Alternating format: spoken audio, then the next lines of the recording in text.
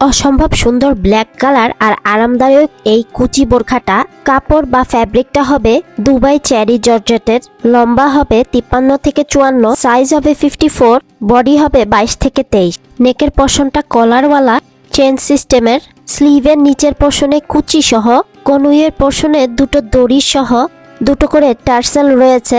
হাতের পোর্শনে রয়েছে টিপ বটন, কেউ চাইলে বটনটা খুলে উঠিয়ে অজু করতে পারেন। বোরখার পুরো বডির দিকটা রয়েছে এই হাতের স্লিভের মতন কুচি কুচিওয়ালা।